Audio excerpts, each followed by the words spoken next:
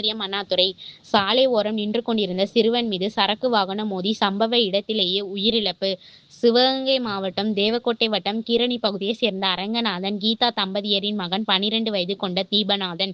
இவர் தற்போது கோடை விடுமுறை என்பதால் திருவாடனை அருகே உள்ள கல்லூர் என்ற பகுதியில் உள்ள தனது பாட்டி வீட்டிற்கு வந்துள்ளான். இவன் சின்ன கீரமங்கலம் என்ற பகுதியில் மதுரை தொண்டி செல்லும் மாநில நெடுஞ்சாலையில் ஓரமாக தனியார் திருமண மண்டபத்தின் அருகே நின்று கொண்டிருந்த போது அதிவேகமாக தண்ணீர் பாட்டில்களை ஏற்றி வந்த சரக்கு வாகனம் மோதியது.